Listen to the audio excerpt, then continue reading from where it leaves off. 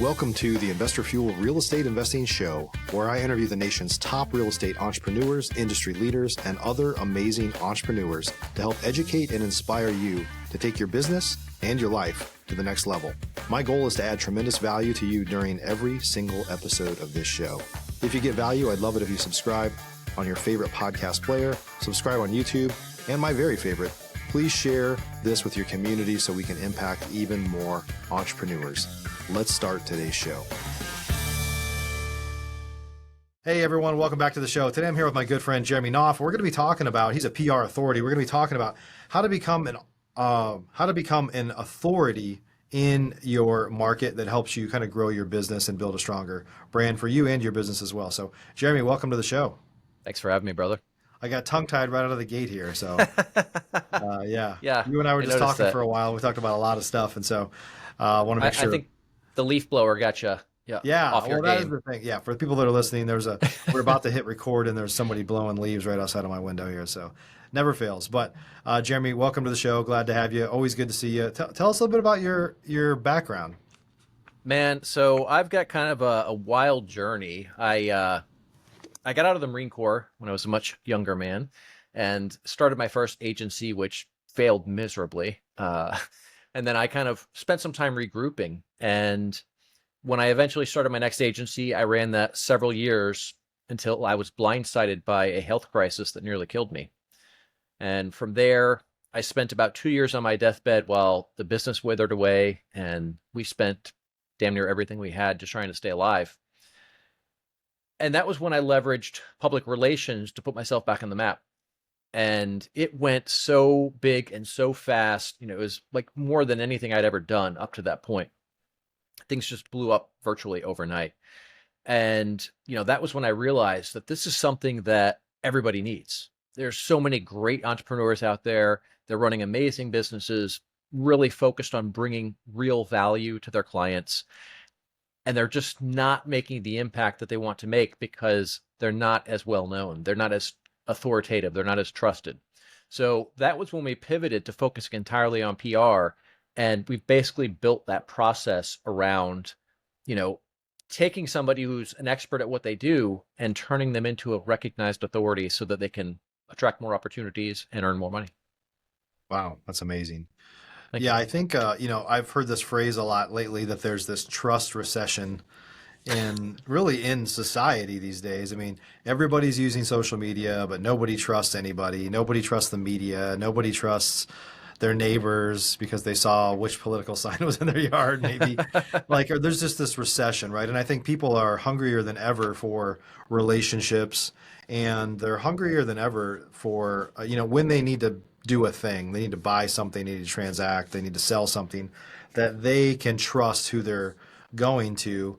And they're not just going to trust it just because they just saw an ad necessarily, right? Like that's where maybe where things kind of start.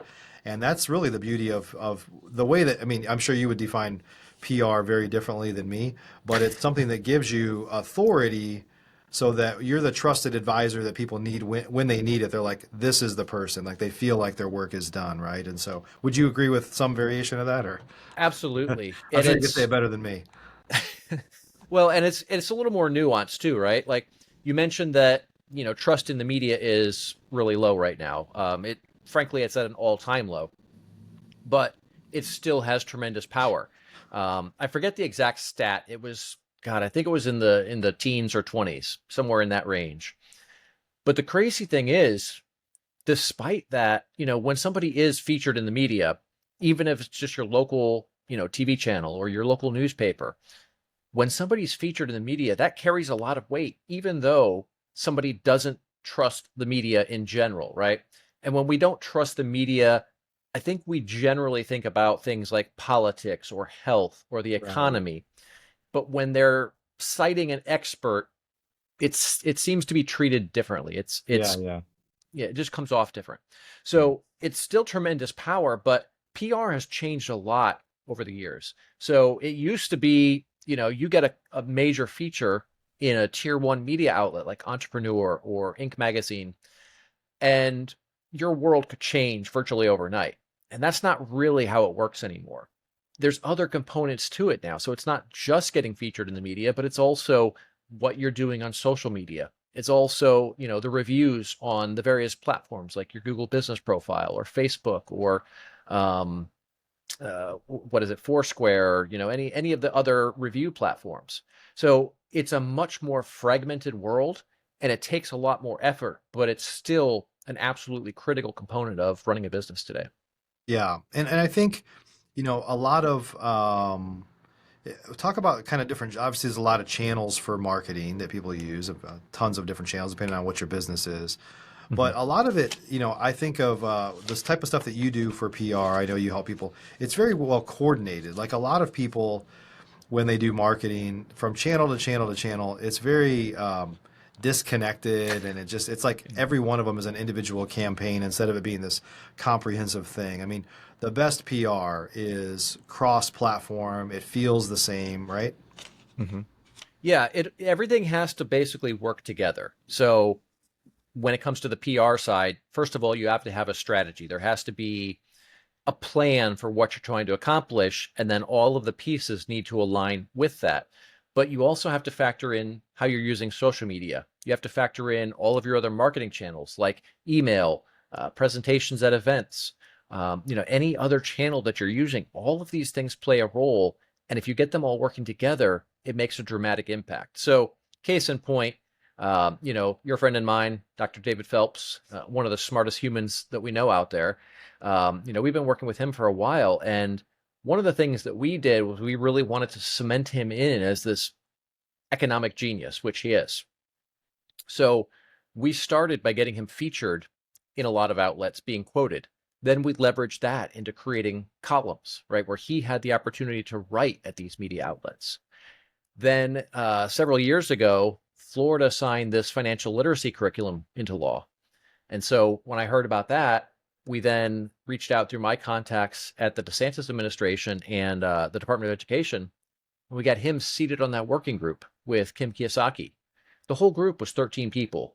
Him and Kim were the only two financial experts. Everybody else was educators, curriculum developers, things like that. So we got him seated there to help Florida develop that financial literacy curriculum. So now, from that point on, he can say he's the guy that helped Florida develop its financial literacy curriculum that's implemented in every single K through 12 school throughout the state. You know, then we did a joint thing with Johns Hopkins University. A lot of people don't know they have a business school. So we had him, Kim, Lori was out there as well, and a few other people, and we had them on a panel speaking to that university's master's level real estate program. So just keep working up the food chain and cementing in these signals of your authority status, but it was all strategic. It was all part of a plan, and every single piece worked together. That's great. Can you talk a little bit about, a lot of times we talk about building a brand, and as Mhm. entrepreneurs, we represent a few people or a few things, right? Sometimes Yeah. ourselves, and sometimes our company. A lot of us, as entrepreneurs, like are the face of our company. Sometimes we're not, so we might want to, just try to promote our brand. But just talk about like from a PR perspective, the differences between and I guess your kind of recommendations on how to think about it Mhm. in terms of your personal brand with you as the face and your name versus your brand and kind of how the interplay works. That's a great question, Mike. So, first of all, everybody has a personal brand today, whether you like it or not, whether you want that to be the case or not. Like that is just a fact of today's market. Um, Even if, let's say, you've got your company brand out there and that's the only branding you're doing, I promise you, people are going and looking up who owns that company. What does that guy or that girl stand for? What do they believe, right? Who are they voting for? That's a hot one lately, right?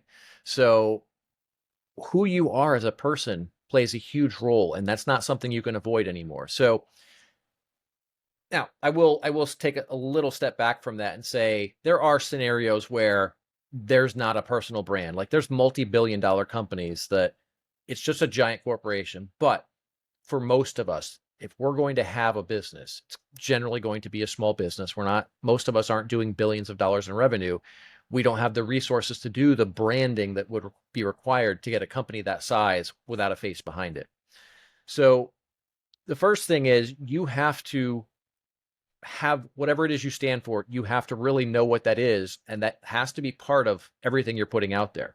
So the mistake I see a lot of people make is they'll get on social media and they'll just post whatever crosses their mind, or whatever triggers their Most emotions. are doing that. Yeah, absolutely. Case in point, there's a whole bunch of people that I used to like and respect, and I'm just watching them come unhinged lately over politics. And they're not even talking about business. They're not talking about anything logical. All it is this 24/7 bash fest. And it makes them look emotionally unhinged, emotionally unstable. And it's just not somebody you want to do business with, whether you agree with them or not. Right. And so that's something we have to be careful about, because we've got these little magical devices in our hands 24/7. And it's really easy to get on there and just type something out real quick when you have that emotion. But we have to be strategic in what we put out there. I have a concept that I call the 5 pillars.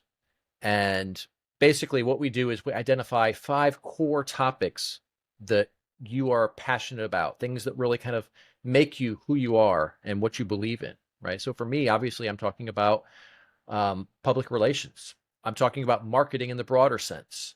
I'm talking about overcoming adversity, right? I've had my share of challenges, and I know how dark that can get. So that's one of the big things I talk about. I also talk about freedom in all sense, financial, regulation, all of that. And then veterans issues, right? So basically every piece of content that I'm going to create is going to fall under one of those 5 pillars. Now, it may seem like that could be limiting. It's really not, because I can connect damn near anything to one of those 5 pillars pretty easily. And when you do that, you're developing this consistent brand about who you are and what you stand for. And that's going to attract the right people, but it's also going to repel the wrong people. So that's just as important. We don't want to work with everybody. We want to work with the people who are most aligned with what we believe. We want to work with the people who we're going to work best with, right? If I was out here, screaming some kind of political stuff and I'm like a completely different mindset than you, we're probably not going to get along super well. But if we have the same beliefs, the same mindsets, we'll get along a lot better. So the same applies for your brand. Now, this doesn't mean you have to get out there and be outrageous and, scream about whatever it is you believe. You bring value through those topics, and that demonstrates to your audience who you are, what you stand for, and what you believe in. Yeah. And how important is it for, I mean, obviously your personal brand and as the owner of the company, they need to be aligned, right? I mean, you should be trying to attract things into the marketplace, but sometimes people would say, hey, on social media, for example, like I have my personal profile and then I have my business profile, and I try to like separate things there, but it doesn't quite work that way, right? And people are just No. going to find you however they find you.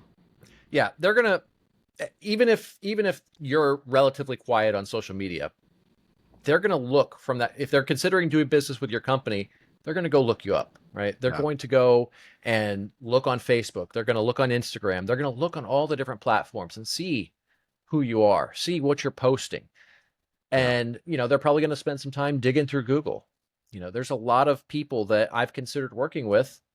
And then when I dug into some of the things that they would comment online and I just watched them be completely unhinged, I've walked away from that before walking Yeah. into it. Yeah. Everybody's going to do the same thing. And it's not necessarily a bad thing. Like I said, it's that alignment that creates a strong tribe. The Right. people who are passionate about whatever it is that you believe, there's a whole other group of people who are going to be passionate about how stupid you are for believing those things. And that's okay, right? Because the things that make this group of people hate you are the same things that are going to make this group of people love you. So Yeah. it's not bad. It's just, a lot of people, they have this mindset of, oh, well, I have to appeal to everyone. And that's just not possible. It's not You have possible. to, right. There has to be something in order for people to be passionate about what you do. And by nature, that means it's going to turn some people off. Yeah, absolutely. So it's easy. Anybody can get on social media and start posting stuff, right? I mean, there needs to be a strategy behind you post it. If you're trying to build your brand, if you're just trying to live your life and, not trying to tie your business to your brand, like that might be a little bit of a different story. But when you're trying to methodically, use kind of PR tactics to help you build your brand, let's kind of move beyond social media. Like, how do Yeah. you get featured in the media as an entrepreneur? So we'll actually take a step back to social for a second because that plays a huge role.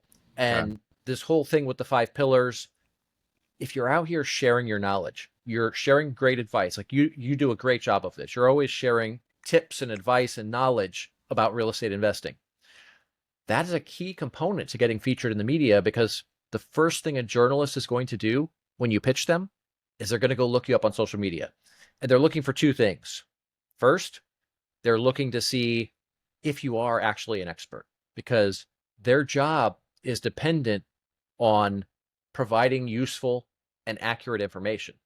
So if they feature you and you're not actually an expert, that reflects poorly on them and it could lead to them losing their job. So they're going to look you up and make sure you are actually a legitimate expert. And the content that you're sharing on social media is a great indicator of that. Yep. And, in your case, I've seen numerous times where you'll post something, it's great advice. And then not only is that advice there, but there's a ton of engagement, right? People who know, like, and trust you are coming in and they're liking the post, they're commenting on it, they're sharing it. And those are all signs that you're legitimate, that you're an actual expert that other people know, like, and trust. So this is a huge component of getting featured in the media. And once that's in place, oh, and by the way, after they look at your expertise, they're also going to look at your views, your political beliefs, what you stand for. So that is a thing where you have to be careful who you're pitching, and not so much careful in the sense of it's going to cause a problem. But if you pitch a journalist who has a vastly different worldview than you do, your chances of getting featured if Yeah. they connect the dots on that are probably pretty slim. Yeah. So, just look at that when you're building your media list. But, once you've got a good amount of content out there and there's good engagement on there and people are really showing that they value what you're putting out there, you're in a good position to start pitching. And at that point, it's a matter of building your media list and beginning to pitch the journalists. When it comes to building the list, the big thing I always tell people is this is not a numbers game. It's a relationship game. Hmm. The mistake I see people make is they'll go and they'll find some tool. Like, my name is listed because in addition to being a publicist, I'm also a journalist. I write for several news outlets. And so I'm in all of these databases, particularly the ones that other publicists use. And I cannot even begin to tell you the number of absolutely ridiculous pitches that I get for things that, I would never cover. I don't really write about other people. I write, if I'm writing for an outlet, I'm writing with PR or marketing advice. So these people will just see that, hey, Jeremy writes for Entrepreneur Magazine or Jeremy writes for Newsmax or, whatever other outlet. So let me just add that name to this list and I'll just blast this out to everybody. Right. It's a failed strategy, right? It shows the journalist who's receiving that you haven't actually done your homework. You haven't actually researched the type of content they write, the type of topics that they cover. So you want to take a look at what I like to do is I will typically start off by looking at local media outlets and trade publications. Those are a lot easier to get in the door because there is that aspect where there's a similarity, there's an angle here, right? So, Inman, for example, Realtor Magazine, big real estate publications like this, you probably have a lot of mutual connections. So you reach out to the journalist through one of those connections, you're going to get a lot further than sending out a cold email. Mm-hmm. But what you want to do is start building this list, and you want to focus on relevance. So trade publications, like your real estate publications, investing publications, things like that, that's a great place to start because they're always looking for great content. They're always looking for great stories, but they can only keep tabs on so many different things. So if you're coming to them with a great idea, that's a win for everybody. But you want to build this list and start pitching those specific people, but don't just look at it from the pitch. Look at it from the perspective of building relationships. I've had a lot of cases where I'll pitch a particular journalist for a year, 2 years in some cases, and I get no responses at all during that entire time. And then out of the blue, I might pitch them and they'll say yes, or I might not even be emailing them and they just reach out to me and say, hey, do you happen to have somebody that can talk about this? So it's that consistency. If you're pitching and A, they're the right journalist to pitch that story to, right? It's relevant. And B, you're consistently doing it well, then you're still building a relationship, even if they're not necessarily responding back. So that's a Right. great place to start. Yeah, and sometimes when you have that relationship, they'll ask you like, "Hey, I don't want to cover this, but could you cover that?" Or like you said, do you know somebody? Sometimes they need something and they're going to come to you because they know that you've been tapping them on the shoulder, proverbially, right? Yeah, absolutely. Yeah. In fact, there was a fun little exercise we did at Damon Remy's Mastermind a few months ago. And I was teaching them some things about some of the strategies and tactics we use. And after we went through this kind of workshop, I pulled one of the guys from the group up and we basically had him pitch a journalist live on speakerphone. Oh, wow. He was he was not prepared for that. He was a little, hands shaking like leaves and whatnot. But it was a good reporter friend of mine from Fox Business, and we pitched the story, which did end up turning into a story. But immediately once we got off the phone, she texted me back and she's like, hey, by the way, I've got this other story I'm working on about XYZ. She's like, do you happen to have anybody for that? I was like, absolutely. Right. So now I'm in the back of the room putting together all the pieces for that. I have that happen with journalists all the time because one of the things that I do is if they need a source, even if it's not a client of mine, I'm going to connect them with that source because it makes me more valuable to that journalist Right. and it really makes me stand out. And I mean, this is something that we all just do in business, right? We look for ways to bring value. And that's a really good way to bring value while really building that relationship. Yep. So would you say, and I'm sure it's not 100% necessary, but would you say it's kind of like you got to play T-ball before you play Little League, you got to play Little League before you make it to college, and on and on? Not necessarily, but Yeah. would you say that the best way for people to get started is, obviously they could hire somebody like you that runs an agency that can kind of help hold their hand through this, or they can just start putting content down, or creating content like locally, almost building up their portfolio of like, Mhm. this is what I've done. And then eventually the bigger players are looking to see what else have you done. It's like, oh, it gives you that credibility that you've done those things already. Is that fair? Absolutely. The Yeah. way I look at it is it's absolutely easier to get into local and trade publications, but it doesn't mean that you can't get into a national, but there's going to Right. be a lot more scrutiny. Yeah. So in my case, obviously I've got the relationships. I can take somebody who has nothing and get them in simply because of the relationships that I have and the trust that I've developed with those journalists. But Yeah. for most people, and in fact, that's even how it was in my own journey. When I kind of came off my deathbed, I had been gone for 2 years. I was a ghost. I, 2 years in the marketing world, I might as well be some rando on Fiverr at that point, right? So I started off on social media. I started off writing on my own blog. And then I leveraged, so I had this really great article I wrote about, um, God, now that I'm thinking about it, I can't remember what the hell it was. But I wrote a great article, which I then leveraged into me being a guest on one of the top podcasts. At that time, it was in the SEO industry. This is back when I still ran Spartan as a full service agency. And one of our core focuses at the time was SEO. So I wrote this great SEO article. Everybody loved it. I then used that and pitched one of the top podcasts in the SEO industry for me to be a guest to talk about that topic. So I came on, they loved it. It was one of the most downloaded episodes they ever had.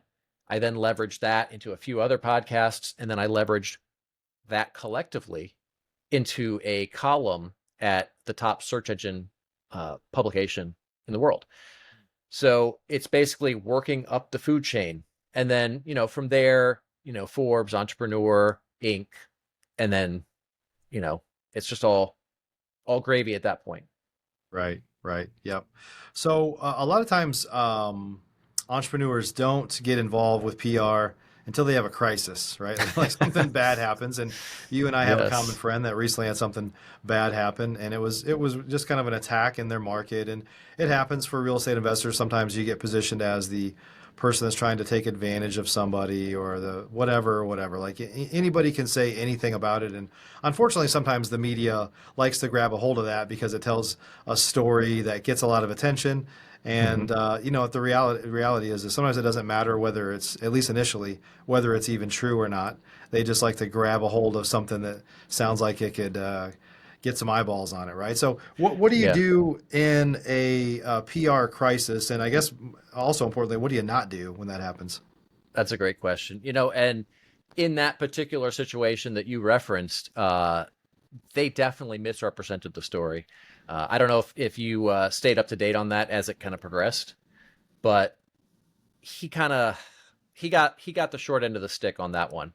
Um, the journalist reached out to him, and in her defense, she was honest about her intentions. She did not make any kind of subtlety about how she felt about him and what a terrible person she thought he was. But he then got reached out by another journalist after that, and this guy played good cop, and he's like, "Hey, look, I know that so and so is doing this article about you, and I want to be the voice of reason. I want to come out here and tell your side of the story because I hear what she's doing, and it's bad. It doesn't look good, and she's terrible." Well, that whole thing was a setup. That other journalist, they had collaborated. I am 99% certain of that. Oh, wow. But he came in playing the good guy so that he would get more information out of our friend. And when his article came out, it was exponentially worse than we expected from the first lady. Oh, wow. When the first lady's article came out later, her article was, I would say it was harsh, not quite fair, but somewhere close to it.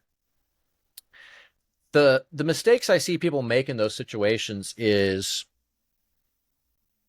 responding when they shouldn't or not responding when they should. And it's a really delicate balancing act because we live in a world where I don't care what the topic is, somebody's going to be pissed off about something somewhere. And it's really easy to get worked up about a thing. And we've all seen it on social media. Some company will get canceled, per se, Mhm. for Yeah. a thing they did or a thing they think or a thing they posted. And what we have to do is we have to look at the situation and determine if there's going to be an impact. So, is this, some person who has no audience and they're just bitching on social media? Or is it an investigative journalist? Those are two very different scenarios. So, we have to look at what the potential impact is. Is this person a person who can cause a real problem? One thing I want to back up on is before we get to that point, though, we want to look at, like, is this actually a problem? All right. So don't. What I'll say here is, like, did you actually screw up? And if you did, then fix the problem. That's the first thing, right? You can't sweep it under the rug, but you don't necessarily have to make a public statement. But we want to look at, did a problem actually occur? And if something did legitimately happen, well, then there's merit to that complaint and that needs to be addressed. Maybe not publicly, but it needs to be addressed with that person. Even if it's not a legitimate complaint, that doesn't mean we're in the clear, though, because as we've seen on social media, you get the right person with the right audience, they can blow it up and turn it into a nightmare. Yeah. So that's where we then look at, how big of a threat is this? Does this person have an audience? Do they have a platform? Can they get enough people talking about this? Because once something starts to go viral, then things can get out of hand pretty quickly. Hmm. So then at that point, we just have to look at, how do we now fix this problem in a way that a rational person would be satisfied? Because Yeah. there are going to be cases where I don't care what you do, you're not going to make that person happy. But if we handle it in a way that most rational people would be happy with that response, then eventually it will die down and you'll be okay. Um, we have to take that as a case by case basis to kind of see, what do we need to do, right? If you made a mistake and that resulted in somebody's power being cut off, that's one thing. If you made a mistake that resulted in their child dying, that's an entirely different thing that requires very different responses. But when we respond, first of all, we have to take ourselves out of the equation. And that's really difficult for most people because it's an attack on you. Whether it's justified or not, it's an attack on you. And our natural emotional reaction is, puff up, and you're going to get defensive, and you're going to want to tell them all the reasons they're wrong. And maybe they are wrong. But if you do that, they're just going to dig in. So we have to address it in the way that makes sense in that context. And like I said, all of these are a case-by-case situation, but we have to take emotions out of it. We have to handle it. We have to handle it logically. And generally speaking, if you can avoid it, don't be the person that comments on it, right? Have somebody who has experience doing this be the voice and the face. That's why you see when, big companies screw up, they typically don't get the CEO to stand up on a podium and tell the story. They'll usually have a publicist who's used to dealing with this. And a lot of times it will be somebody outside. It won't even be in-house publicist, because there is still going to be that degree of feeling like they're being attacked. But you get somebody who's outside of the organization, there's not that emotional connection in the same way. So they can respond a little bit colder, a little bit more clinically. And that's what you need, is you need to be able to communicate and engage in a way that moves the process forward without further escalating it. And that's the key to handling these in a way that doesn't make the problem worse.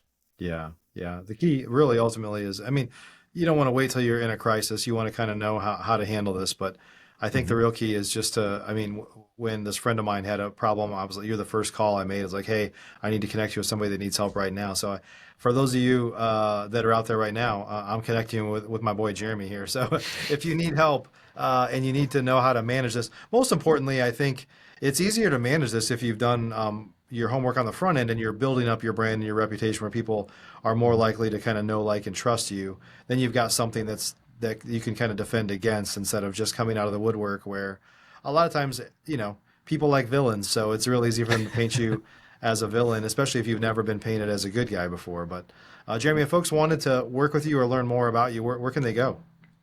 Man, I am easy to find, given what I do. So That's right. You're everywhere. Yes. If you search my name, you will find me on every social media platform. You'll find my website, spartanmedia.com. I'm easy to find. Just reach out to me through Spartan Media, and or reach out to me through social media and get in touch. Awesome. Thanks for sharing some PR insights with us today. My pleasure, brother. Thanks for having me on. Yeah, everybody. You work hard to not be building a brand for yourself. You're building a brand whether you like it or not. And so you might as well control it a little bit more and make sure that you're building a brand that can, stand the test of time and help you actually grow your business where you can stand out. There is this kind of trust recession going on, and people are looking to work with people that they know, like, and trust. And you could be that person. You just have to put a little effort into it, and you have to put a little planning behind it. So appreciate you guys for joining us today. Hopefully you enjoyed today's show. We'll see you on the next one. Thanks for joining us for today's show. You can learn more about the amazing benefits of the Investor Fuel Mastermind community, including surrounding yourself with hundreds of other rock stars, 100% financing on your deals, and members-only discounts from vendors you're likely already using that, as a member of Investor Fuel, will save you more than the cost of your membership. Visit investorfuel.com to learn more. You can also check out the show's notes for access to free resources, how to get access to world-class lead generation, and even how to work with me directly one-on-one. Don't forget to subscribe so you never miss another episode. See you on the next show.